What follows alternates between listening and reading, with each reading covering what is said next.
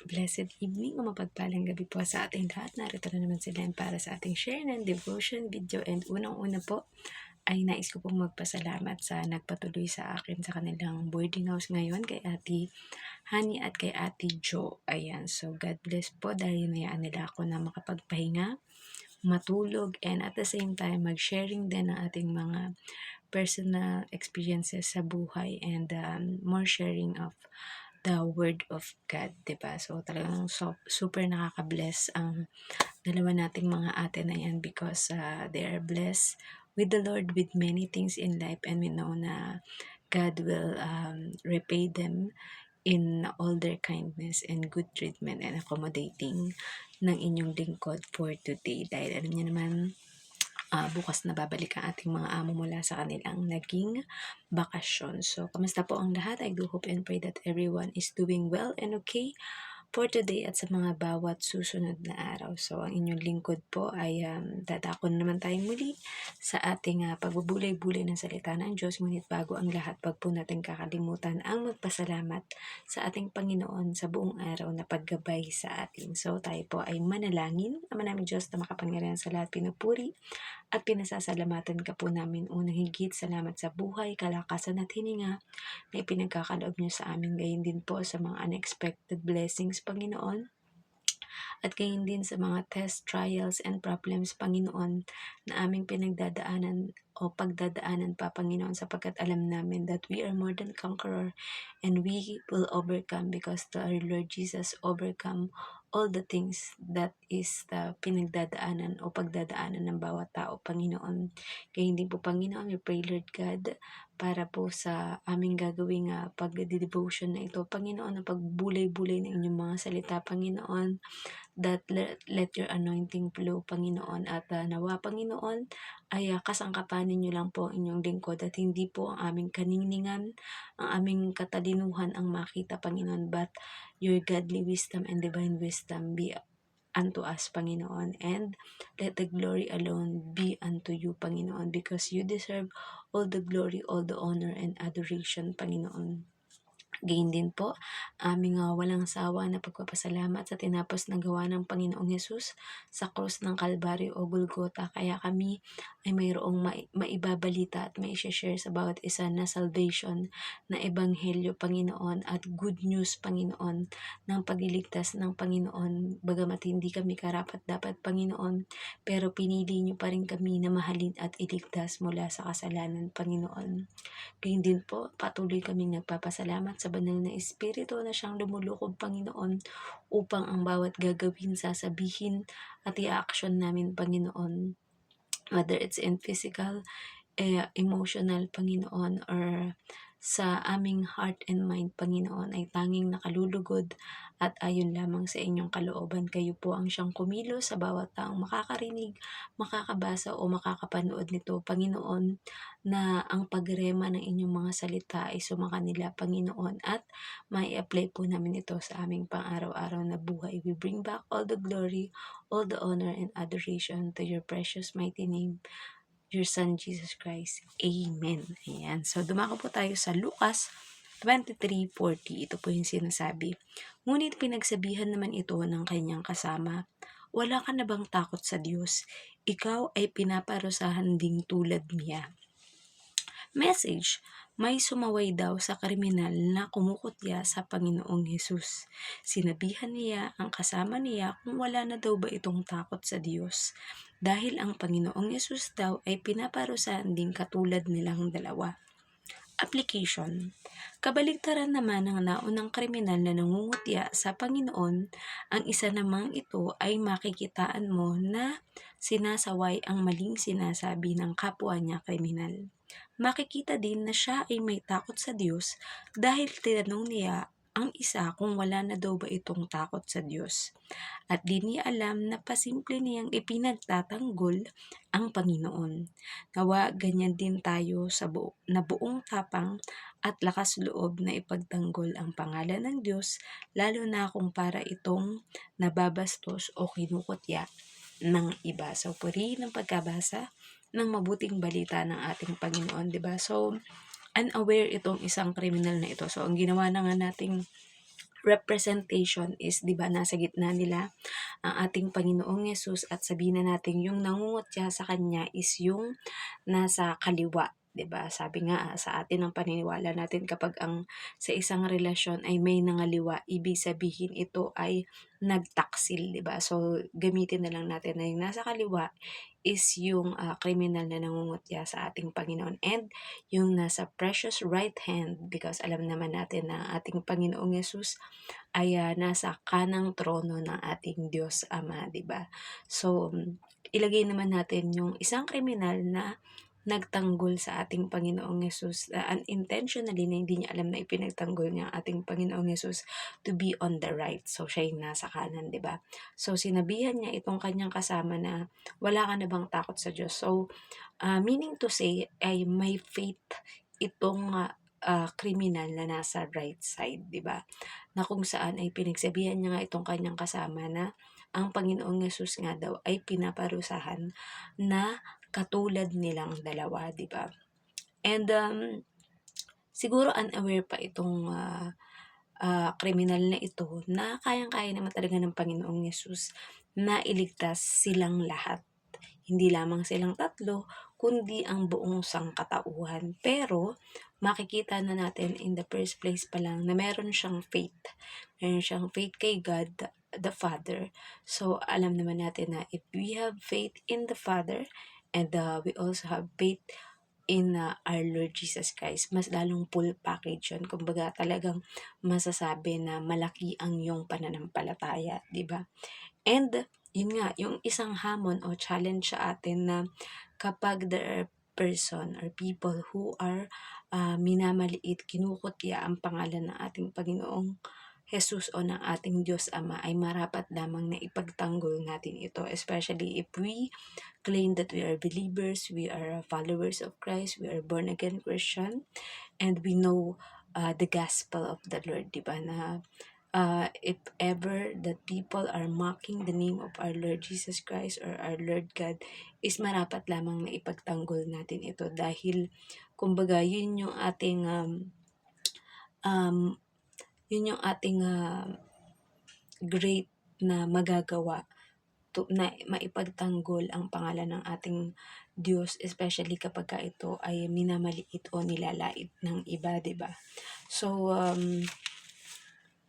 yun, makikita natin na ipinagtanggol niya nang hindi niya namamalayan ng ating Panginoong Yesus. And syempre, alam naman natin na kapag ang isang tao ay who stand to her faith into the Lord, we know that every person will have the greatest reward in their life. Hindi lamang dito sa mundo na maaari nating maranasan yung eternal, yung reward na ibibigay sa atin ng ating Diyos. Ngunit mas lalong higit yung the gift of eternal life in His kingdom. Diba? Yun yung pinaka-greatest reward na maaari nating makamit, dahil ang buhay dito sa mundo ay temporary lang, hindi magtatagal.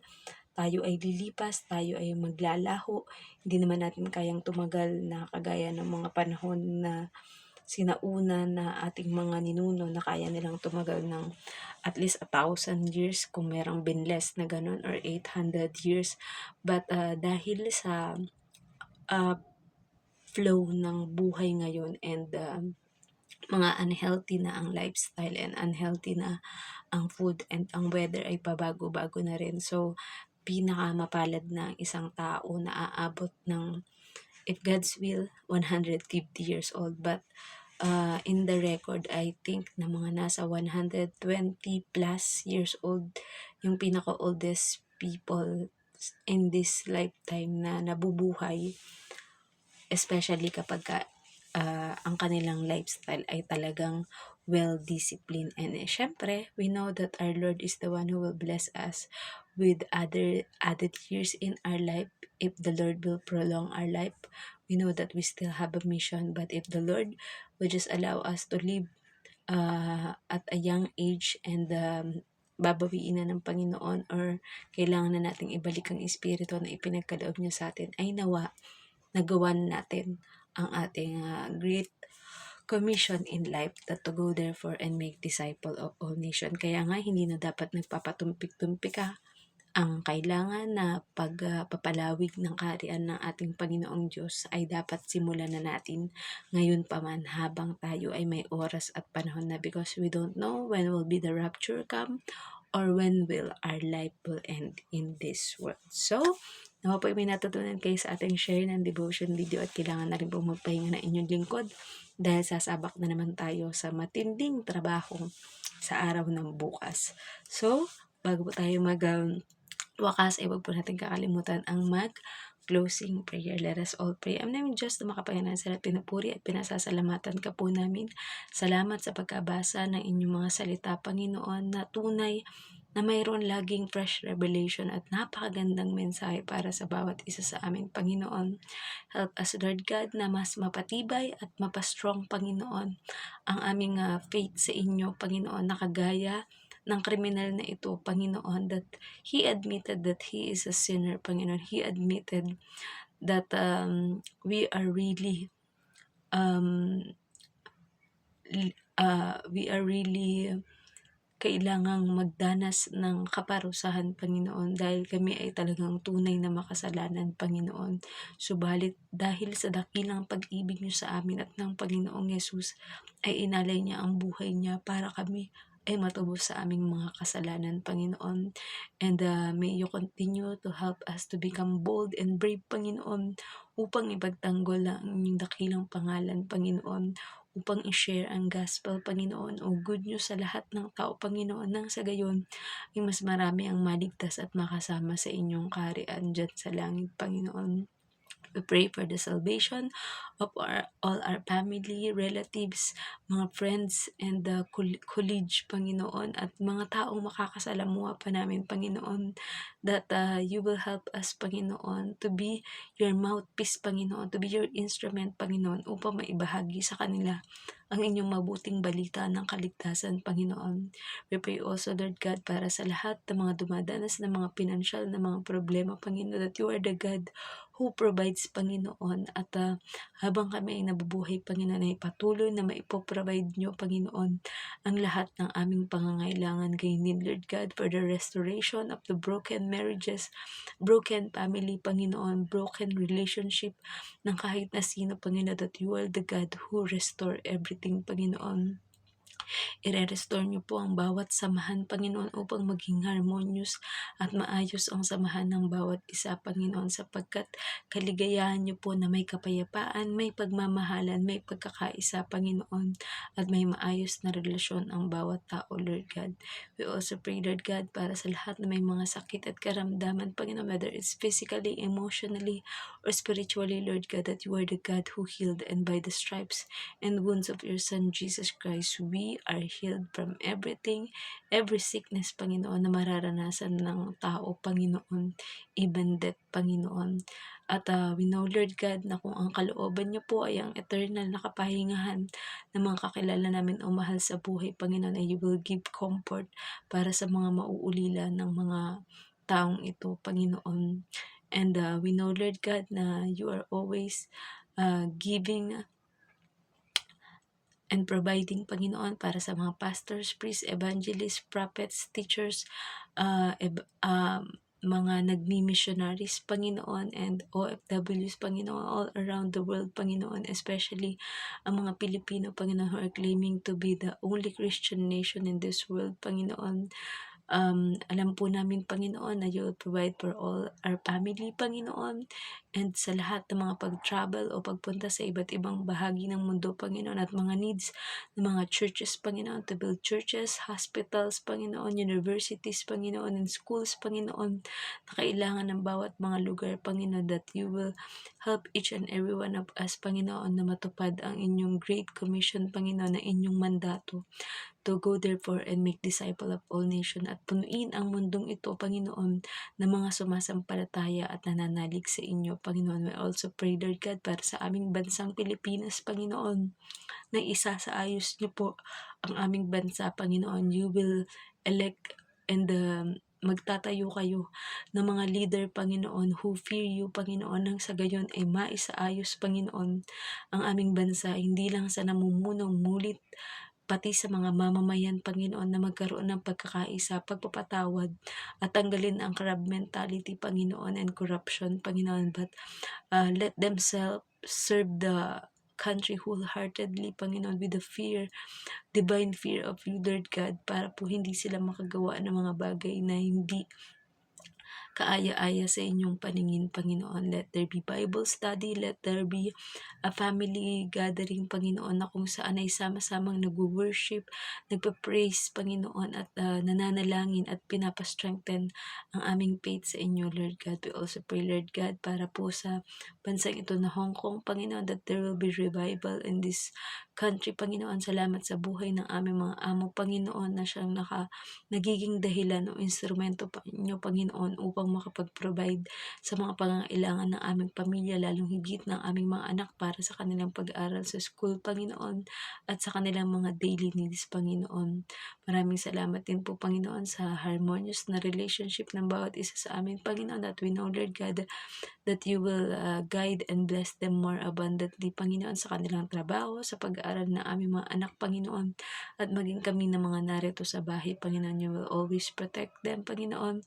Give a long life, Panginoon, and satisfying life na ipagkakaloob niyo, Panginoon. We also pray, Lord God, para sa inyong chosen nation, Panginoon, ang Israel, Panginoon, na mas marami pang mga Hudyo, Panginoon, ang tatalikod sa kanilang mga dating paniniwala, Panginoon, at magbabalik loob at kikilala at tatanggipin ang inyong bugtong na anak na si Jesus bilang Diyos at tagapagligtas, sapagkat alam po namin na nalalapit na ang muling pagbabalik ng inyong bugtong na anak na si Jesus upang kunin ang mga pinabanal at mga namuhay na may pananalig at pananampalataya, and who are bold enough and brave enough to share the gospel and good news to everyone, Panginoon. Dahil hindi niyo ipagkakaloob na masulat ito o basa ng mga tao, Panginoon, na wala itong magiging magandang epekto sa bawat isa, Panginoon. We also pray, Lord God, sa lahat ng mga bansa that there will be peace and no more war in every nation, Panginoon. There will be a unity, Panginoon, ng bawat isa, Panginoon, and unity in serving and glorifying you, Lord God. Mas marami pa kayong i-raise ng mga leaders, mga pastors, Panginoon, mga missionaries, Panginoon, to send even into the remote countries of this world, Panginoon, maging if there is in other planet, Panginoon, na mga tao na need makaparinig na inyong gospel o good news, Panginoon, in any language, Panginoon, na maiintindihan nila, Panginoon, ay alam namin na gagamitin ninyo ang bawat isa sa amin, Panginoon. We thank you, Lord, and ano pa man po ang mga nakalimutan namin include sa aming mga panalangin, Panginoon, ay we claim, Panginoon, na ito ay aming na-receive na, and you have answered our prayer, Panginoon. Tunay na wala na kaming mahihiling pa, Panginoon, sapagkat when we have you, Lord God, we have everything, because you are the owner of everything in this world and everything that we see, everything that we will see, Panginoon, and even up above the things that we still cannot see, Panginoon. We honor you, we glorify you. This we pray in the name of our Father Jesus Christ. Amen. Good night po sa ating lahat, and God bless. Bye-bye.